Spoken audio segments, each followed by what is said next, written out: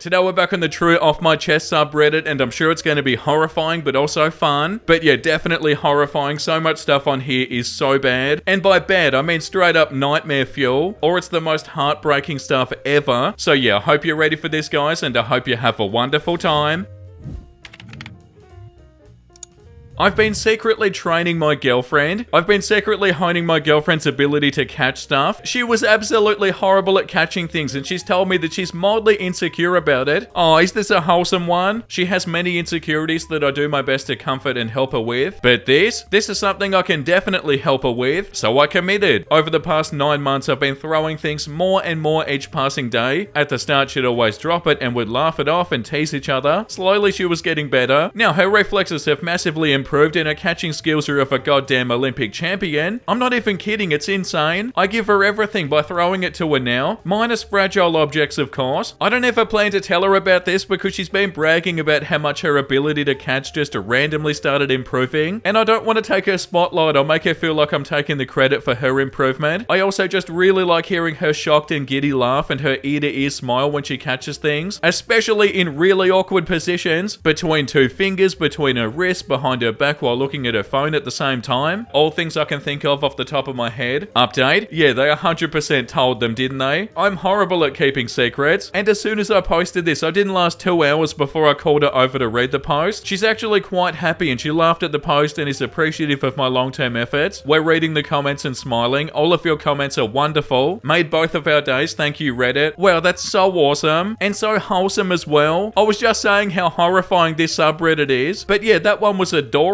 My wife said that I'm not our daughter's father. During a fight, my wife told me that I'm not our daughter's father. My wife and I have a 6-year-old daughter. We've been married for almost 9 years. Okay, so this one's horrifying. We got into a really big argument, which isn't unusual for us these days. We've been on the verge of divorce multiple times, but always end up changing our minds. This time, she got so mad that she yelled at the top of her lungs, "She's not even your daughter, and he was better in bed too." Oh, Jesus. She being our daughter, of course. My wife's facial expression told me that she immediately realized what she said. Then she claimed that she was just mad and said it just to be mean. It's not true, blah, blah, blah. Oh, yeah, right. It made me start to think about when our daughter was conceived. We'd been having marital problems even back then. We'd actually kind of informally separated for a short time, and I was pretty sure I was done with the whole thing, but we both changed our minds. I can't help but wonder if she was somebody else during that time. She could have just said what she said to be cruel, but that's a pretty serious thing to say. I hate myself that I'm looking at my daughter and wondering if features I thought that she got from me really aren't from me at all. She looks so much like my wife, it's hard to see much of anyone else in her at all anyway. I love my daughter. I love being a dad and her dad. I feel like I was meant to do it. We have such a great relationship. She loves her mum, but my daughter and I just have a special bond that my wife has said she's jealous of. That might be why she said what she did. I don't know. It wouldn't change how I felt about my daughter, but my wife would definitely no longer be my wife. It scares the crap out of me to think that somebody else could have some sort of parental right to my kid, even though I'm still legally her father regardless of DNA. It's not like a random guy's gonna want to come along after all these years and try to establish paternity anyway, but it's still unsettling. I'm probably overthinking it, and my wife was most likely just trying to be extra cruel, which is her defense mechanism in arguments, but I just wish I could stop thinking about it. I don't feel like you're overthinking. Why would somebody ever say that? And like, obviously, I've got no place to speak on this, but even if what they said isn't true, you should absolutely not be with somebody who says something like that to you. That's revolting. I'm so sorry. That's so awful. They wrote a comment that said, "I'm thinking about doing a DNA test, but part of me doesn't even want to give credence to her ridiculous mean statements that she makes when she's angry. Maybe I don't want to know the truth as well." I told her I was going to do one, and she started saying, "No, I was just joking. Please don't." And then she tries to make me feel guilty about it. Wow, that one was heartbreaking. But yeah, either way, you can't stay with somebody who says stuff like this. I can't understand any accent, and it's getting out of hand. I, 28 female, am a white Midwesterner. I can't fully understand accents that aren't Midwestern based. I'm not sure what to do because I'm starting to feel like a bad person. I used to work as a hostess in a restaurant where we'd obviously get all different kinds of people visiting. I had a family come in from somewhere in India, I think. This man had a wife and 2 lovely kids. He was apparently asking me if he could switch seats to a booth instead of a table. I asked him to repeat himself at least 5 times because I couldn't understand his accent. The man looked so blatantly discouraged. He obviously worked hard to learn a second language and I couldn't even process the words he was saying. I felt like a ding dong. I thought maybe he just had a really thick accent and I'll get better at understanding people. No, I've gotten worse. I spoke with a woman recently who was from the South in the USA. She had a very country accent. I had no idea what the woman was saying to me and frankly just guessed. I was taking a full shot in the dark on responding to her because I was catching maybe every 4th word. My physical therapist is a woman from India as well and she has an accent. It's not very thick of an accent but it's still noticeable. I didn't realize how heavily I relied on reading lips until I couldn't. My physical therapist wears a mask to work so I never see the bottom half of her face. I have no problem with people wearing masks for any reason but it's making my already dismal interpretation skills that much more difficult. I should also add that medically my hearing is fine. I don't have any sort of hearing condition that I know of and I don't suffer from tinnitus. I never really listen to much loud music and if I ever go to a loud movie or concert or something, I bring those little Loop brand earplugs with me so I can protect my hearing. I don't know what to do. It's kind of embarrassing at this point and I feel like a jerk. I don't want to make people feel bad for their accents. I don't know if it's a mental issue or if I'm just kind of dumb. Not sure if this matters, but I think I suffer from face blindness too. Edit. I've come back to this post several hours later and I'm overwhelmed by all your positive comments. Some of the possibilities I'm seeing is that I could have some sort of sneaky hearing loss, even if I never abused my ears with loud sounds. I could be on the autism spectrum or may even have something called an auditory processing disorder. I'm gonna call my general doctor and see if I can get a referral to get checked out. Thank you guys so much. I genuinely appreciate all the input. It was pretty comforting seeing that other people have the same issue that I do, and I'm gonna try and implement some of the tips I've seen commented. The top comment's good. Maybe watch movies with accents and subtitles on, so your brain starts recognizing the words with accents and making the connections. Yeah, what do you actually do in this situation? That's a hard one because you'd feel so bad. Like, I'm sorry, I don't understand what you're saying. Yeah, I feel for you on this one. I hope it gets better. I plan to have a quiet birthday weekend. My husband decided otherwise. It's my birthday weekend. I took 4 days off for a total of 7 consecutive days off thanks to the holiday. I'm also 6 months pregnant, so I don't feel like doing much. My plans have always been clear. I want to relax. I want to lay by the pool before it closes, do a jigsaw puzzle, veg out, and work on the nursery I've been putting off. 3 hours ago, I was even asked what I wanted to do, and I said nothing. I don't want to do anything, but that's not happening. My husband planned his best ever surprise for me. He's flying in my friend to spend 4 days with me as a birthday gift that I don't remotely want, and I just found out about 2 days ago, long after it was planned without even telling me. Slow morning followed by a massage. No. We're driving to the airport now to pick up my friend, get massages together, me and her, and then go to happy hour. Time at the pool followed by finishing up a puzzle. Nope. Work on the nursery. Can't do that because we're converting the guest room to a nursery, but now we have a guest that my husband invited. Why even ask me what I want to do if it doesn't matter? He's excited for me. He keeps telling me I'll have a great time, but I don't want this. I made what I wanted to do clear. How is this a gift for me if it's something I 110% don't want? I won't have this chance to have a week off for a long time, not including maternity leave, but that's not a break. Now I'm stuck pleasing everyone else for my birthday because I want to do nothing wasn't clear enough. Yeah, so 100% don't go along with this. Your friend is going to understand what you want to do, and whether your friend doesn't come or maybe they do but you just sort of relax the whole time, that's completely fine. And also pregnant and they want you to go to happy hour with them, so not drinking or drinking mocktails or something. Either way, you need to do what you want to do in this situation. You don't have to go along with this. The next one's called Go On and Have Your Nap, Big Man. I've got you. Every day I take the same bus to work. It's a 45-minute bus ride. I don't mind it, although I can't wait to have a car. A few stops after I get on, a guy gets on. Big dude, could easily be a linebacker in the NFL. Built like a house. Does some sort of manual labor, I assume, from his uniform. Always looks tired as hell. Every day I see him run to the bus stop and he gets on, and it's 7 a.m, so he's exhausted. I am too, but I usually have coffee to offset it. Every day he gets on and walks to the back where I am. We make eye contact for half a second to acknowledge each other's existence, give a head nod as men do, and then he sits down somewhere near me and falls asleep. For 45 minutes he sleeps there on the bus before his shift. I'm usually on my phone, but I'm looking over periodically, making sure he isn't leaning too far to one side so he doesn't fall over. When we get to our stop, we just happen to get off at the same stop. I give him a tap on the shoulder to wake him up because it's time to get off, and then we go our separate ways. Every day, Monday to Friday, for like 3 months I've done this. I've never spoken a word to this man, so go on and get your extra 45 minutes of sleep in before work. I got you. Wow, that's so cute. I love that so much. And for some reason, it's even more wholesome because you haven't spoken to them before. You may very well have a friend for life here. Okay, the next one's called I was called selfish for choosing not to have a child. I'm 36 female. For health and personal reasons, I chose not to have kids. I'm a nurse by profession. One day at work, got two, a man and a woman about the same age as mine, colleagues talking about their kids. I was just listening quietly and suddenly they asked me, when do I plan to have kids? Yeah, see, I already feel like that's rude, just straight up assuming. I told them the truth that me and my partner are not planning to have kids. Surprisingly, they were shocked about my answer and they obviously asked me why. I told them it was mainly because of my health and financial and personal reasons. I didn't bother explaining it further because it seemed like they wouldn't accept my reasons as per their initial reaction. To my surprise, the lady told me how actively selfish I am. Oh my god, how dare you? Not to bring a child into this world? Mind your own business. Oh my god. That I'm only thinking about myself, and the man agreed and started lecturing me. I let them have their lecturing moment on me. When they were done, I just said I'm sticking to my own decision. It's just sad and frustrating how some people just can't be respectful of others' choices, especially when it doesn't have anything to do with them, and be judgmental and throw labels. Honestly, they gave me another reason on my list why I don't want to have a kid. Yeah, and they weren't just like a little bit rude and judgmental, they were super bloody rude. Honestly though, how bloody rude of those people. Because think about it though, this person doesn't want to have kids. If they had kids even though they don't want to have kids, where they bring a child into this world that they're not ready for and they don't want, and they're potentially going to be a really bad parent or a completely disinterested parent, how is that not selfish? What they said doesn't even make any sense. Yeah, that's so annoying. Like, if you want to have them, that's awesome, but not everybody else wants to, and you've got no right to make them feel bad for no reason. Unbelievable. The next one's called My neighbor pretended to be the police to bang on my door, and now I'm looking for a nice cake to bake him. So today I got locked out of my apartment while going to the bathroom. Paris, but I was lucky. My boyfriend was inside. I knock and I knock and I call and I knock, but my stone wall of a boyfriend stays deaf. My studio neighbor comes out, offers me his phone to help, but I just excuse myself and go back to knocking. I call and I call, I text and I call, and still nothing. I even make a Zoom meeting, add his email to it, and invite him aggressively to join, but he remains untouched by my advances. My fingers are bloody bones at this point from knocking on a hard wooden door, and that's when my neighbor, the hero, comes back out. He knocks on him like the man has the FBI himself at the door, throws in a police just to be sure, and then goes back home while I profusely thank him. Worm Man finally opens, bleary-eyed. He sleeps not 10 centimeters away from the door and looks annoyed at his cold girlfriend who waited an hour for him to open the door. After a bit of arguing, he decides that he'd rather go outside than have me twist his you-know-what into a balloon animal, and leaves. And now I'm home icing what's left of my knocking knuckles while I wonder what cake to bake the neighbor dude and in what to give it. Chocolate has to be it, right? Right, okay, but were they ignoring you then? Cause surely they could hear you knocking on the door. Like, obviously there's no context here, but why are they so upset about this? And OP has a comment here that says, honestly, I don't understand myself how this man falls into a coma. The fire alarm didn't wake him up. He's refusing to talk. Yeah, but why? I thought this was going to be a cute and wholesome one, but it doesn't seem like it. I left my wife because I'm sick of everything needing to match her aesthetic. I know it seems like a dumb thing to end my marriage over, but after dealing with this for so long, I'm finally done. My wife and I are both in our 30s. We have a daughter. My wife has always been pretty into appearances, but it was never that bad. She just wanted things to look nice when people came over. Then she started an Instagram page for mums and got a massive amount of followers, about 400,000 since our daughter was born. Ever since then, I feel like I don't live in a house, I live in an Instagram photo shoot. Okay, so it's not only because everything needs to match their aesthetic. There's obviously deeper issues here, like putting Instagram before your family. There can't be any proof that we actually live here. My wife stresses so much about things looking good that she doesn't even actually enjoy the moment. She started a fight with me right after our daughter took her first steps because I had put my drink down on the table and it's all she could see, and how she'd need to edit it out of the video. She called me a selfish prick for putting my own drink down on a coffee table to watch my daughter take her first steps. Oh my god. Our daughter's bedroom is just a massive beige and cream. There's barely any toys in it, which was fine while our daughter was small, but now she's getting older. My wife refuses to buy her any toys that don't match her aesthetic. My mum took my daughter to the store and let her pick out a toy. She picked out a dollhouse for a show that she watches. She got all the dolls and furniture, and my wife told her that she had to keep it at my mother's because there was no place for it at home. She absolutely had room for it. Oh, this is so sad. My wife is convinced I'm leaving for another woman and I'm having an affair, etc., but I'm not. I just can't keep feeling like I live in a museum where I can't touch or move anything. I can't even build a blanket fort with my kid without my wife flipping out that they're decorative blankets that she'd folded in a special way. I'm not going to force my daughter to live in an aesthetic. Editing in, I've tried to encourage her to seek professional help. She insists that this isn't a problem and that she doesn't need therapy. But have you tried to sit down and talk to them about this and tell them how you feel about this? Do they realize how much this affects you? But yeah, that's so sad. And this is not a silly thing to be upset about. They've completely lost touch of what actually matters and they're putting this before their own family. Yeah, like this comment says, I'd say that you're not leaving her because of her addiction to her aesthetic. You're leaving her because she's selfish and obsessed with all that social media BS to the point where she puts that crap over her family. Good choice, bro. And honestly, I feel like somebody like this does need to read this. Like, please realize how sad and ridiculous this is. The next one's called, I'm sick of nobody knowing about this. Right, the other day I walked into a pub for the first time in ages. The gust of wind caused by my opening the door caused 2 receipts to fly off the bar straight at me. They flew either side of me and did an act of astounding coordination, dexterity, and raw speed. I caught one in each hand simultaneously and slapped them down on the bar in triumph. Astounding reflexes, cat-like agility, never to be repeated, and nobody saw it or gave a damn. People need to know. Edit, Marvel has just contacted me about a possible film franchise.